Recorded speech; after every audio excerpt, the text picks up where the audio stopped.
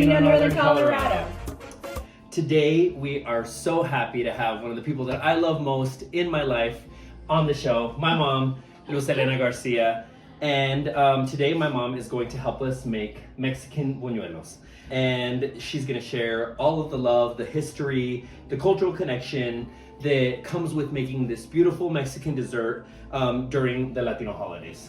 So these are a dessert made from fried dough covered with cinnamon and sugar.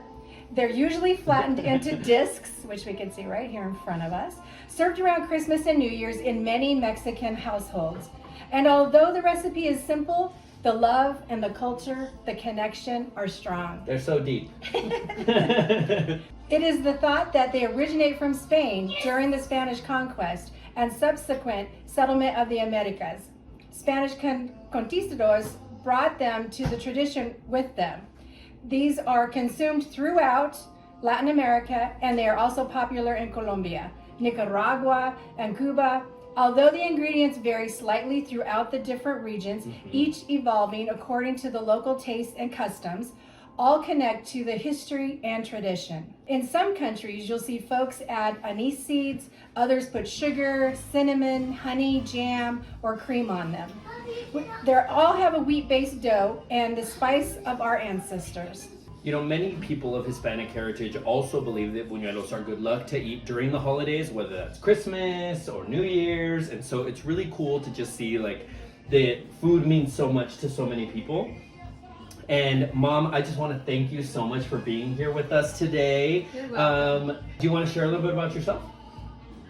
I'm Luz Elena Garcia, and I've been working in the school district for 24 years, a custodian, and I think I love my job or else I wouldn't be there so long. But the kids are super. I love the teachers, and I've been cooking since I was like 8, so.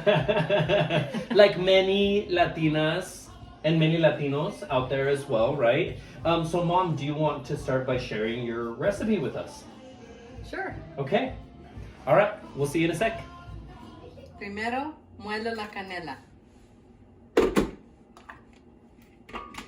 Hacer mucho ruido,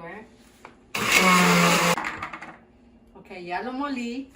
Y acá tengo azúcar. Y lo echo aquí el azúcar. Y lo revuelvo bien. Este es lo que le pones después de que ya ten los buñuelos listos. Es azúcar y canela molida. Okay, so first I get like just a little spoonful of lard in the bowl. And I just add kind of like that, maybe 2 pounds. I don't really use a mixing bowl or mixing spoons or nothing. And then I get a little bit of salt, like 2 pinches, 1 egg,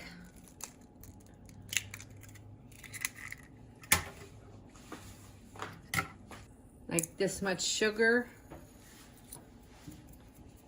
and then I get warm water and I mix it all into a dough.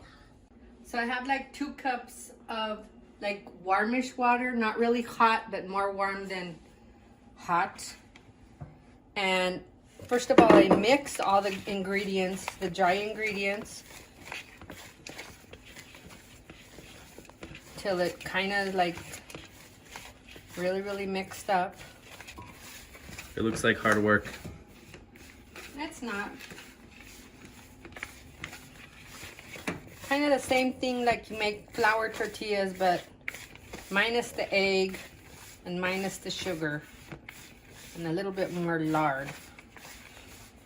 Okay, after everything's kind of incorporated very well, then you slowly add your water and make sure you have the flour close by, because if your masa's kind of like too moist, then you're gonna have to add a little bit more flour.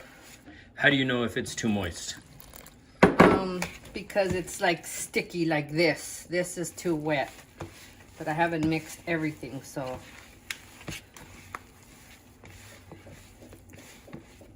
See, this is kind of wet. This is kind of sticky. So I'm gonna have to add more flour. What kind of consistency are you looking for? Has to be like, it doesn't stick to the bowl. Does it become one large ball of dough? Yes, one large ball. Like that's happening right now.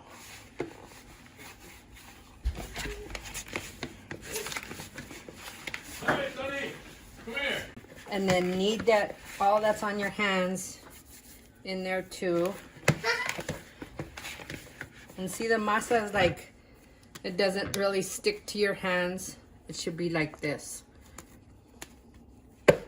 When you're rolling out the buñuelos, do you need to add additional flour? Yeah, you should have it there, and you just add a little flour, and that's another thing. You could just, if it's kind of wet or moist, you can add a little bit of flour.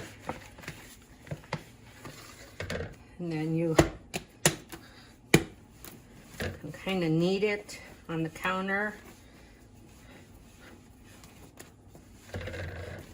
And this is what I do. I just kind of plop it on there. And then you put it back in your bowl. Some people cover it, but I don't. And then I start making the little tiny balls like this. About how much dough does each ball need? For buñuelos, you just make the balls littler. We call them testales because you really have to stretch this. When you roll them, you really stretch them big because they got to be super, super thin. So I pinch it off like that, and then I just go like this with my hand, kind of make the bola. And I put a little bit of flour on there, so when I roll it, they go out really cool. Then I just pinch it like this, just pinch it. The ball, I just pinch it like this. And then I have all my testales right there and ready to go.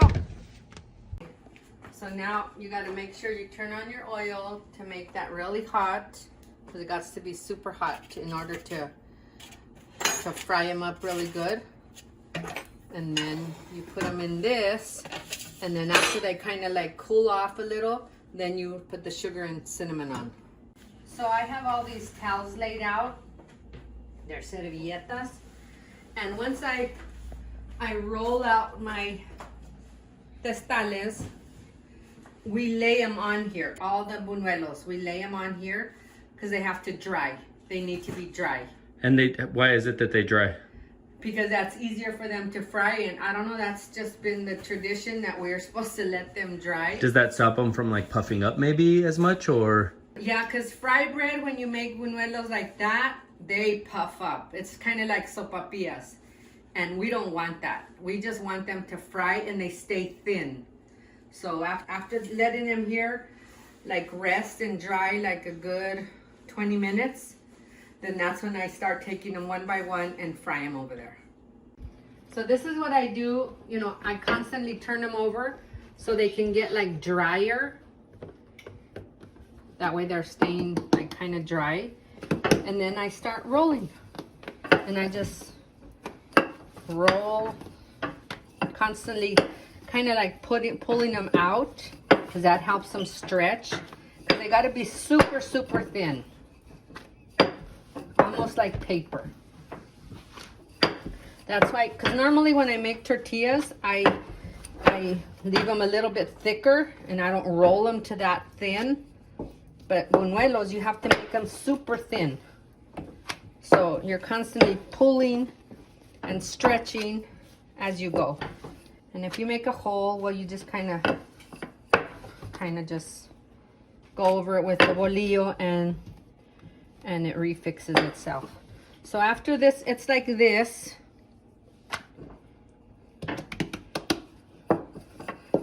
Then you take it and you just put it on the servilleta and let it dry and leave it there until you finish them all. But about how long? Like a good 20 minutes. Okay, so remember where you left off when you left the one that's drying? Like a good 20 minutes. And then you start with that one first to fry it. And like I said, you do probably need a little flour so it's not sticking to the counter. But other than that, you just push and pull to the sides like you're making flour tortillas. And that's it. And then constantly again, turn them over, the little testales. That way they're drying more and more. And my son-in-law over there, he's doing an excellent job also. Every year, that's another thing, a tradition, he always helps me make them. Every single year he's helped me. So these are kind of dry already. So you grab one and then you go like this and then just lay it in the oil. You can use a fork or you can use a palita. And then just make sure it's all in there good. Starts bubbling a little. Kind of flatten it. And how long do you leave it on each side, or do you flip it? Yeah, you do flip it.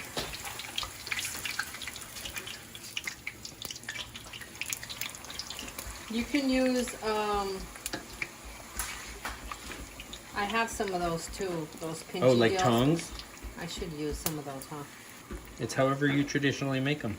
Well, back when I was little, we never had tongs, so it was like burn your fingers. And then till it's kind of like toasty on both sides. Kind of use your tongs. Let them get really, really fried. Let it drain as much as you can. Put it in here, and you can make like a good 10. They stand up by themselves. Then you grab another one. You make a good 10. And then, while they're still kind of hot, that's when you spread the spread the sugar with cinnamon on it. Perfect. So let it fry up pretty good.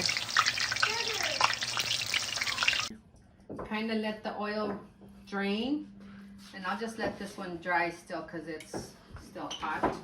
And I have these 3.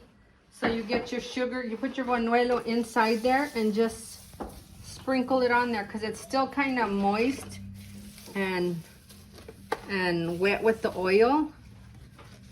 So you just sprinkle on them, but be really careful because they're so delicate because they will break into a million pieces, but you know, it'll stick. And then you set it aside over here and then you do the next one. And just sprinkle the sugar cinnamon mixture on it and it'll stick on there. See? And they're actually ready to eat as soon as you're done with that. Unless you want to just finish making them all.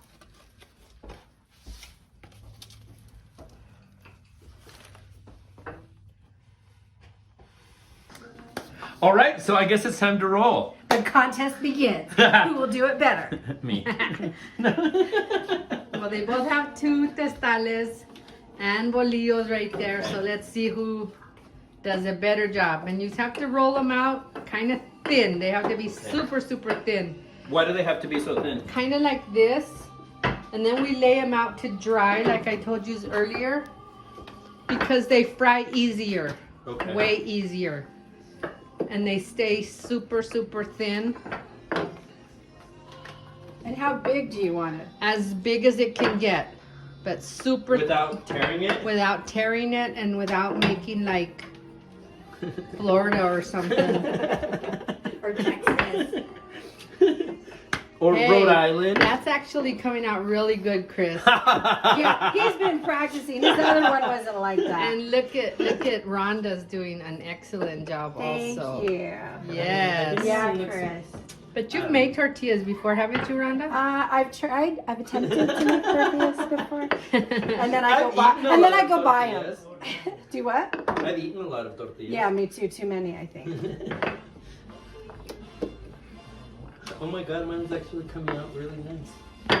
Check this out, Mom. That looks really good. All right, welcome back, folks. We've made a few. Mom, you showed my shapes and sizes. Will you share, how do we rank in our ability? Actually, very well. I didn't have very much practice. I just want to put that out there. Yeah. No, actually pretty well, yeah. As long as they're super, super flat. And that's the main thing. And can you share a little bit about like what are buñuelos supposed to be like? Are they crispy? Are they supposed to be crunchy? I know you said that you add some cinnamon and sugar to them, but like are they very sweet? Can you? They're not that sweet, but what makes them sweeter is the sugar and cinnamon mixture. But yeah, they're supposed to be crunchy. You make a mess, you throw it all over yourself. But that's you have some for later? That's the fun part. Yeah, that's what's really fun. Awesome. Well, thank you so much for building community with us today. For our listeners, we'll have Elena's recipe online for you, but we'll also share a few other recipes from Isabel Eats and then also What's Cooking America. And Mom, I just want to say thank you again so much for spending time with us today and for sharing a little bit of our family history and heritage with all of our listeners from Latino Northern Colorado. To our audience, as always, thank you so much for listening. Remember, you can join our conversation online, on our Facebook page, on LinkedIn, or even on Instagram. Or you can add some recipes. Yes, add your own recipe of buñuelos if it's different. And you know, like you can also email us at Latino Northern Colorado. If you want to, which is latinonoco@gmail.com. This is one of my little helpers. Come on over here. This right here here. is Tony, and he loves helping Grandma, don't you, Doug? He loves eating the buñuelos. And he loves eating them too. So until next time, this is Latino Northern Colorado wishing you a very, very Merry Christmas Merry and Christmas. a happy, healthy, and Say Merry prosperous Christmas, honey. New Year. Merry Christmas, everyone. Okay, bye. Bye. You want to hit